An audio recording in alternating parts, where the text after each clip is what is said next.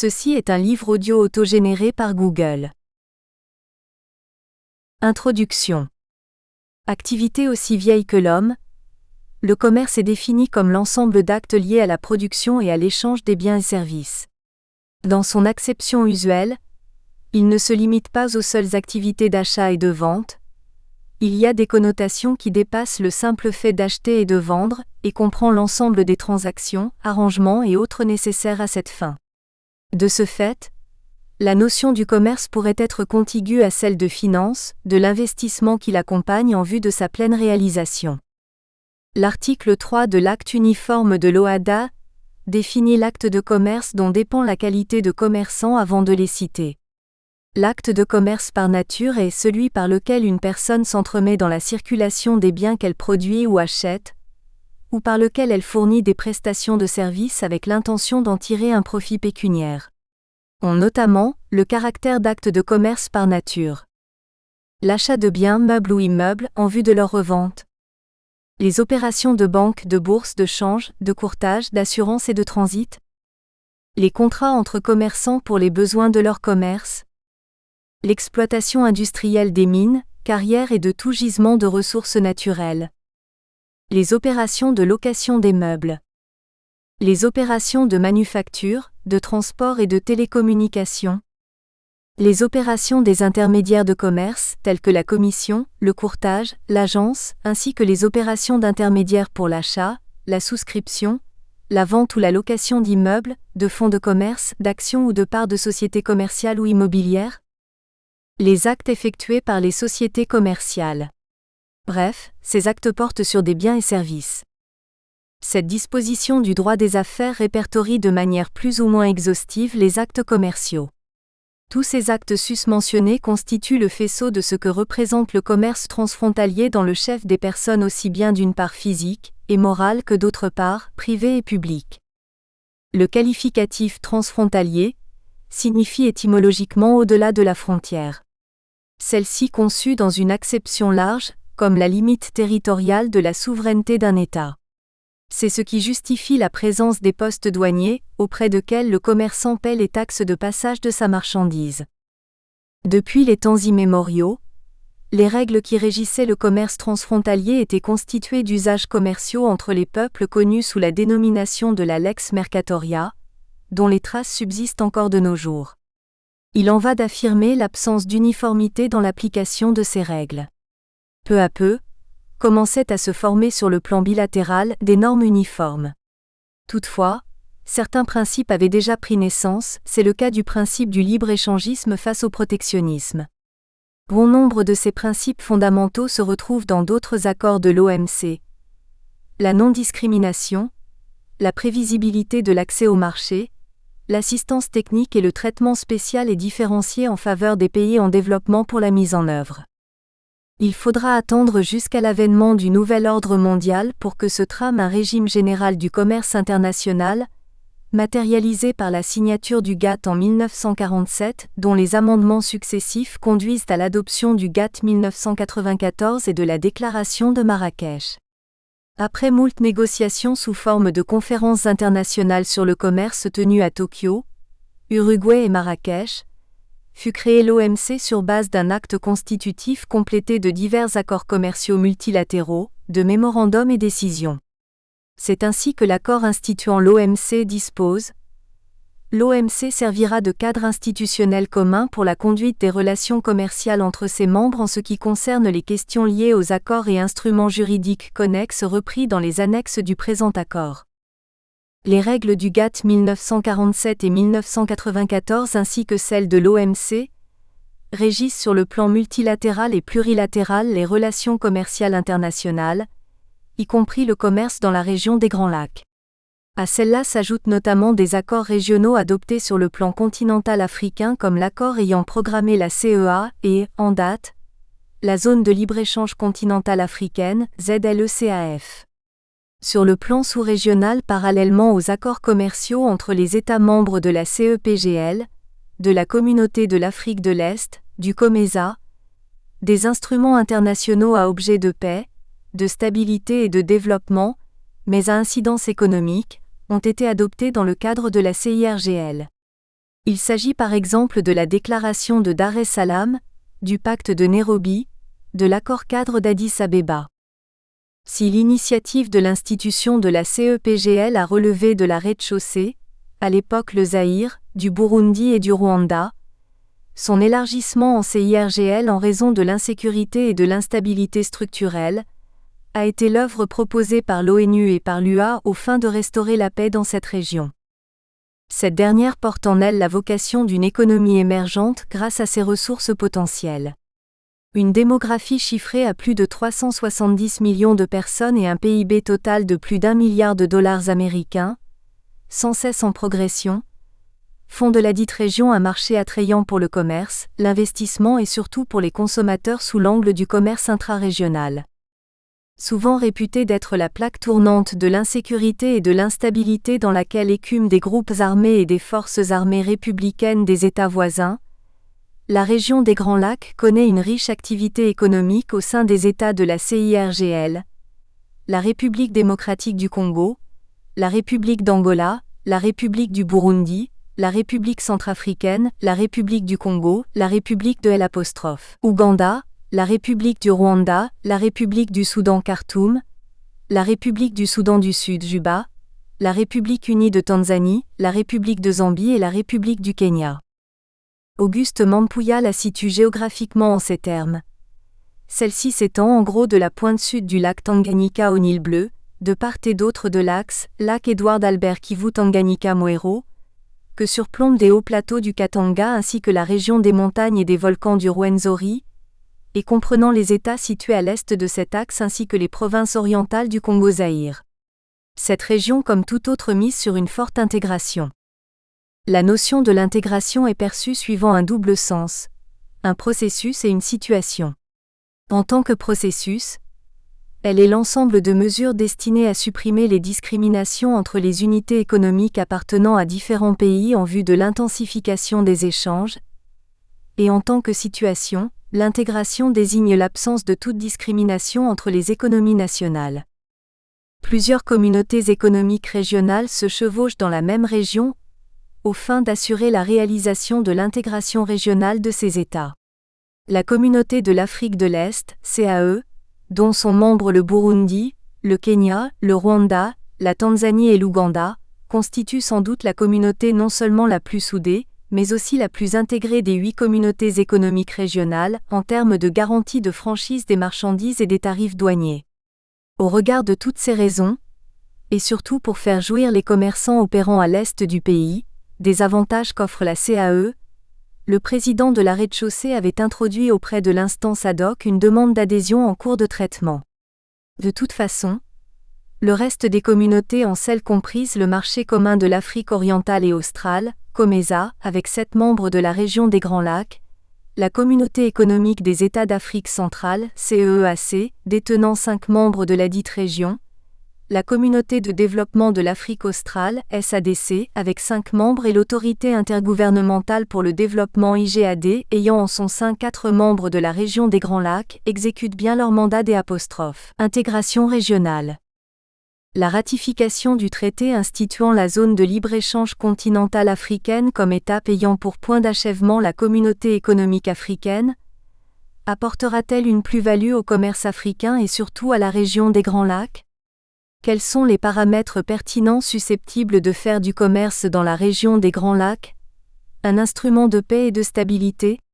La réponse est que la ZLECAF constitue une étape dans le cheminement vers l'atteinte du point d'achèvement de l'intégration africaine, sous la forme de communauté économique africaine d'ici l'horizon 2063.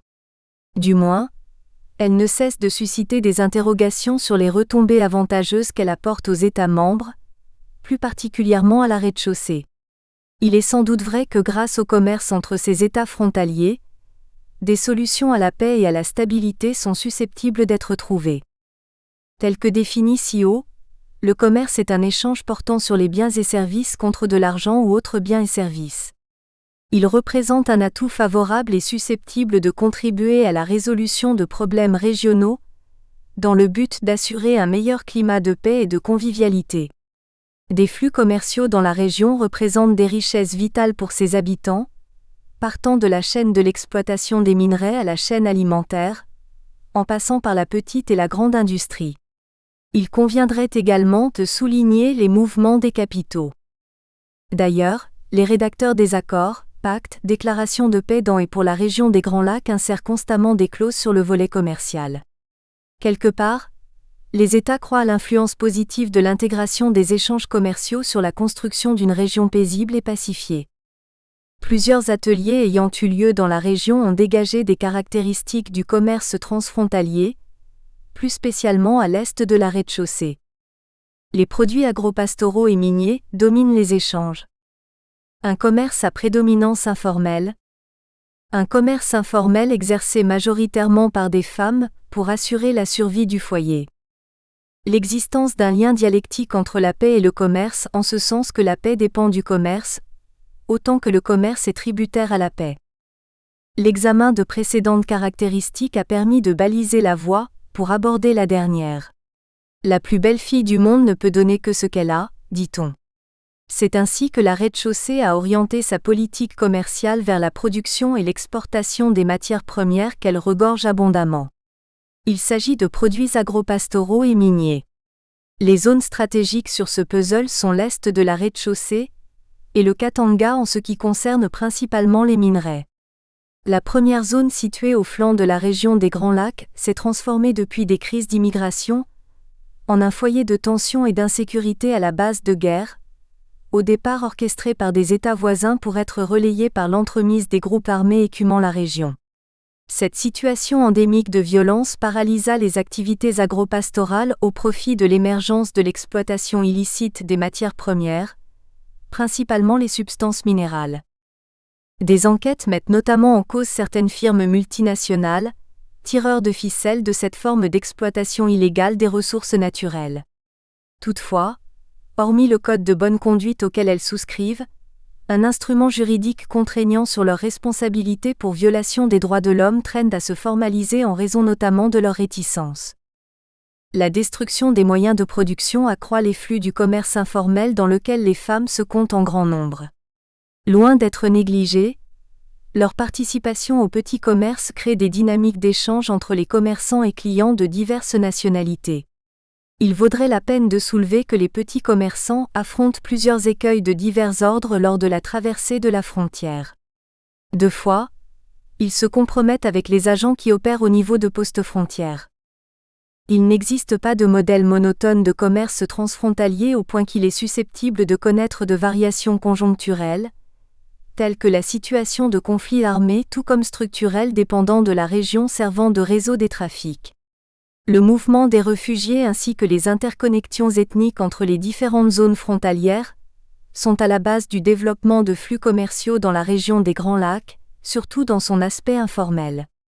Il convient de souligner que dans le processus de la recherche de la paix par le commerce, cette étude met en relief le commerce intra-régional, mais transfrontalier entre les États de la même région quand bien même sont possibles des effets de contournement et d'origine des produits. Le but assigné à cet ouvrage ne se résume pas à analyser le contenu matériel des accords commerciaux, mais plutôt à établir la corrélation entre le commerce et la paix dans la région des Grands Lacs, plus particulièrement dans l'axe rez-de-chaussée Rwanda-Ouganda-Burundi-Tanzanie. Il est certes admis et reconnu qu'il existe un rapport étroitement réciproque entre la paix et le commerce.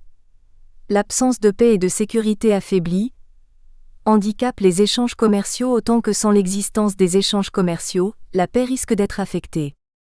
A contrario, l'idée est de soutenir ce second volet, le commerce au-delà des frontières comme instrument de paix et de stabilité dans la région.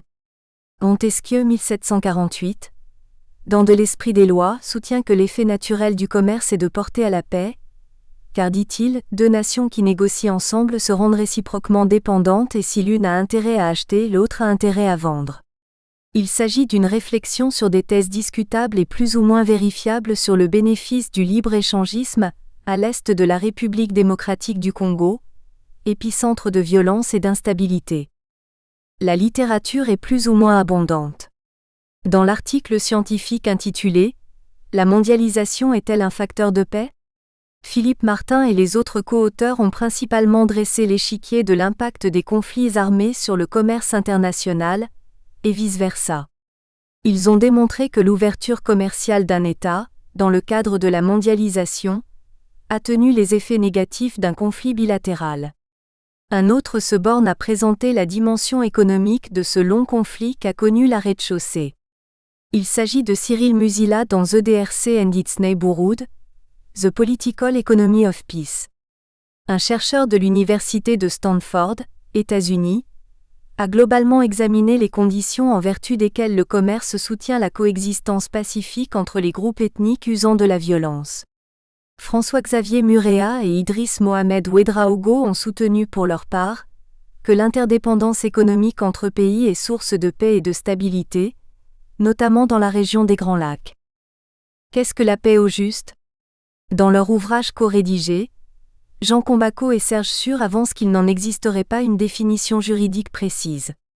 Retenons dans le cadre de cette étude son acceptation restrictive, l'absence de guerre et par ricochet, de l'insécurité. Son frère siamois, la stabilité est identifiée à la paix positive. Celle-ci se définit par la présence des attitudes, institutions et structures qui créent et soutiennent les sociétés pacifiques. Dès le début de la création de la CIRGL par le pacte de Nairobi, la déclaration de Dar es Salaam insiste sur l'économie dans la recherche de la paix dans la région.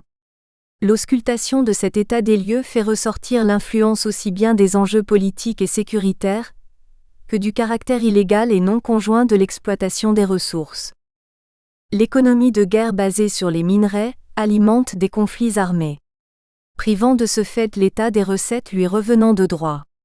Là où régnait l'autorité de l'État, ce sont les seigneurs de guerre qui font la loi jusqu'à percevoir des impôts et taxes dans des contrées sous leur contrôle.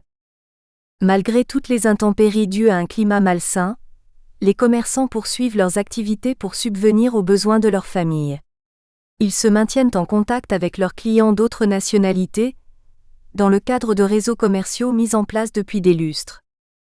La rez-de-chaussée, les ONG et les instances internationales onusiennes, Conseil de sécurité (CIJ), ont dénoncé le pillage des ressources dont souffre ce pays de la part de ses voisins.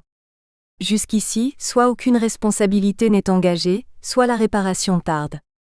En outre, les États ayant en partage certaines richesses comme les cours d'eau, ne s'emploient pas à les exploiter communément dans l'optique de renforcer leurs liens en tournant la triste page de leur passé. Pour tous ces motifs constatés et pour que le commerce soit réellement au service de la paix, nous avons formulé 2 propositions. La première consiste à encourager la sécurité des personnes, des biens et des ressources selon des mécanismes appropriés. À cet effet, l'État congolais devrait s'atteler à restaurer l'autorité de l'État sur l'ensemble du territoire national. Ceci passe par le fonctionnement efficace des services publics comme l'armée, la police et l'immigration, lesquels sont mis en évidence, notamment par la lutte sans merci contre la corruption sous toutes ses formes. Le mécanisme adapté de la sécurisation des ressources naturelles passe par leur certification avant toute exportation. Le volet commercial n'est pas à négliger.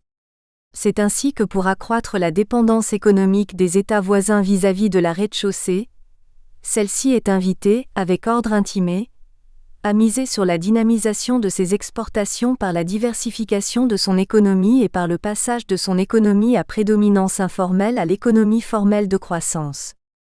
Constitue un intérêt à la fois théorique et pratique de cet ouvrage, l'interprétation des tableaux et des diagrammes sur base des statistiques import-export des pays voisins de l'Est de la rez-de-chaussée, Rwanda, Burundi, Ouganda, Tanzanie, ainsi que la démonstration selon laquelle le renforcement de la dépendance économique entre 2 États est un facteur plus réducteur de la conflictualité que le fait pour ces 2 États d'être liés par des accords multilatéraux. Il nous a paru aisé, au regard de cette influence réciproque entre la paix et le commerce, de faire usage de la dialectique, méthode transversale à plusieurs disciplines scientifiques. Sous cet angle, l'approche utilisée est interdisciplinaire. Dans ce cadre, l'on exploite 2 ou plusieurs disciplines, en l'occurrence le droit et l'économie, mais plutôt que de développer des points de vue successifs et parallèles dans une quelconque discipline, ces dernières s'intègrent quant à leur utilisation, dans une perspective unique qui les relie de manière cohérente. Il est rédigé au confluent entre le droit et l'économie. Il comporte 2 chapitres dont le premier s'évertue à établir le régime juridique du commerce transfrontalier dans la région des Grands Lacs, plus précisément à l'est de la rez-de-chaussée. Le second chapitre se livre à l'exercice de démontrer en quoi le commerce pourrait jouer le rôle dans la pacification de la région. Chapitre I. Régime juridique du commerce transfrontalier, dans la région des Grands Lacs. En luminaire, il fut établi que la région des Grands Lacs ne déroge pas à l'application des normes sur le commerce international, coulées le plus formellement dans des accords aussi bien internationaux que régionaux et bilatéraux. Les mécanismes autorégulateurs du marché mondial, non encadrés par des règles interétatiques, sont susceptibles d'être à la base d'abus de position dominante, de pratiques illicites tout court. À partir de la fin de la Seconde Guerre mondiale, les nations, par le truchement des grandes puissances, ont proclamé le nouvel ordre économique international uniformisant les règles séculaires appliquées par les nations dans leurs échanges commerciaux. Faute d'instituer l'Organisation internationale du commerce, elles adoptèrent dès 1947 l'Accord général sur le commerce et le tarif, appelé communément GATT, de l'anglais General Agreement for Trade and Tariff. Dans la suite de moult négociations, fut élaboré le GATT de 1994 dont l'aboutissement atteignit la création de l'Organisation mondiale du commerce. Son acte constitutif indique les différents autres actes complémentaires au statut et relevant de son régime juridique. Il s'agit des accords commerciaux multilatéraux ou plurilatéraux, la nuance est de taille, des décisions, des mémorandums. Sur le plan continental africain, plusieurs accords à caractère commercial ont vu le jour, partant de l'institution des communautés économiques régionales déclarées compatibles avec l'acte constitutif de l'Union africaine et ou de la Charte de loi jusqu'à l'installation de la ZLECAF. Entre les deux extrémités, se classent d'autres instruments juridiques promouvant la paix et la sécurité dans la région des Grands Lacs et traitant incidemment des aspects liés à l'économie, à la bonne gouvernance et au commerce.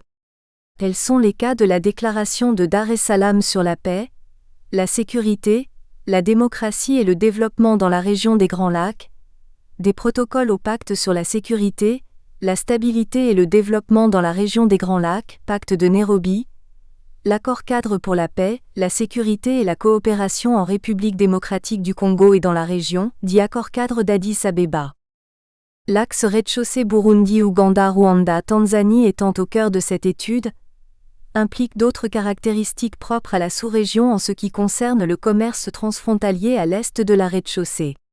De ce fait, il conviendrait d'établir à haut débit ce régime juridique partant des accords internationaux, régionaux, section I, et des aménagements bilatéraux, section 2. Section I. Accords internationaux et régionaux, sur le commerce dans les Grands Lacs. Conformément à l'article 2 de la Convention de Vienne sur le droit des traités du 23 mai 1969, le traité est un accord international conclu entre les États, portant sur un ou plusieurs documents, quelle qu'en soit la dénomination. C'est ainsi qu'un traité pourrait être dénommé convention, concordat, acte constitutif, charte, protocole. L'accord international passe pour une appellation générique. Un auteur présente la complexité dans le chevauchement des accords internationaux. Parallèlement aux initiatives d'intégration régionale déjà complexes, les pays d'Afrique se sont engagés, individuellement ou collectivement, mais simultanément, dans une large palette de négociations commerciales allant des arrangements commerciaux bilatéraux dans le contexte de leurs relations avec l'Europe, à des accords commerciaux multilatéraux, actuellement négociés sous l'égide de l'Organisation mondiale du commerce (OMC). Les États africains s'alignent au milieu de ceux qui négocient des accords bilatéraux et multilatéraux, dans le cadre de l'OMC et du groupement ACP. Le commerce dans la région des Grands Lacs est régi autant par des normes universelles, paragraphe I, que régionales, paragraphe 2. Paragraphe I. Les accords internationaux. La fin de la Seconde Guerre mondiale marqua un tournant décisif dans l'histoire du commerce mondial. Elle voit naître une forme de réglementation et d'uniformisation des principes sur le commerce international. Dorénavant, quelle que soit la particularité de chaque État dans la sphère internationale, il est régi, dans ses relations économiques avec l'extérieur, par des règles internationales. D'un accord institutionnalisé appelé GATT-A, à la création d'une organisation internationale du nom de l'OMC, s'entremettent une série des négociations. GATT comme premier accord du nouvel ordre économique international. Acronyme anglais signifiant General Agreement for Trade and Tariffs. Le GATT est un accord général que les États ont signé pour réglementer le commerce ainsi que les tarifs douaniers. Adopté en 1947, il fut considéré comme le premier instrument d'ordre international sur le commerce mondial. Il conviendrait de distinguer le GATT de 1947 du GATT de 1994 marquant l'évolution du premier. 1. GATT de 1947. Adopté le 30 octobre 1947, l'accord général sur le commerce et les tarifs douaniers est un accord en forme simplifiée, entré en vigueur le 1er janvier 1948. Il était décidé par les hautes parties contractantes qu'il devrait être appliqué de manière provisoire, en attendant la ratification de la Charte de la Havane de 1948 portant création de l'Organisation internationale du commerce, OIC.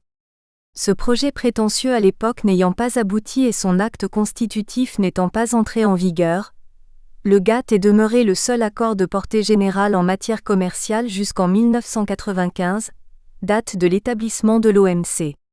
Toutefois, aux fins de suppléer à l'absence d'une structure organisationnelle, l'accord fut institutionnalisé de façon pragmatique juste pour un besoin minimal et essentiel. Signé avant l'accession à la souveraineté nationale et internationale des États africains, le GATT de 1947 a cependant produit ses effets sur les colonies. En effet, chaque puissance colonisatrice, au moment de la signature de l'accord, a stipulé au moyen d'une clause coloniale pour les territoires dépendant de son administration. C'est pourquoi la Belgique l'a ainsi fait pour le Congo, dont le bassin hydrographique représentait un enjeu stratégique sur le commerce à cette époque. L'Acte de Berlin a établi l'accès équitable au bassin du Congo, en faveur de toutes les puissances signataires. Celles-ci ont été investies du droit de naviguer le long du fleuve, de ses affluents et tributaires et de trafiquer de manière pacifique. L'institution de cette liberté de navigation créa une situation jugée objective en droit international, à charge du nouvel État indépendant contraint de l'accepter bon gré mal gré, mais sous bénéfice d'inventaire. À cet effet, la rez-de-chaussée devrait estimer en détail les avantages et les inconvénients contenus dans les clauses du GATT de 1947. Auguste Mampouya analyse minutieusement l'attitude de méfiance des autorités congolaises au regard de cette question. Il soutient qu'en vertu de l'article 2 de la loi fondamentale du 19 mai 1960 prévoyant que les lois, décrets et ordonnances législatives, leurs mesures d'exécution ainsi que toute disposition réglementaire existant au 30 juin 1960, restent en vigueur tant qu'ils n'auront pas été expressément abrogés. Tous les autres actes par lesquels avaient été ratifiés ou acceptés des accords internationaux y étaient inclus. Ce qui est intéressant, c'est justement la déclaration de Patrice Emery Lumumba devant le Sénat congolais, selon laquelle la reprise ou la dénonciation des engagements de l'État belge étendus au territoire du Congo belge, par la clause coloniale telle que nous en avons parlé plus haut, ne pourra intervenir qu'après examen préalable approfondi. Cette affirmation ne vient pas de lui, mais plutôt relève de la résolution numéro 13 relative aux relations futures entre la Belgique et le Congo, plus précisément au point 3, dans les matières visées par les traités conclus par la Belgique et qui demeureront applicables pour le Congo, une consultation préalable entre les deux gouvernements aura lieu chaque fois qu'elle sera nécessaire. Il conviendrait de rappeler qu'avec la décolonisation, la République démocratique du Congo est automatiquement liée par le GATT sur simple notification de succession définie comme l'acte par lequel un État successeur établit sur le plan international son consentement à être lié par un traité multilatéral, sur la base du lien juridique établi avant la date de la succession d'États entre le traité et le territoire auquel la succession se rapporte.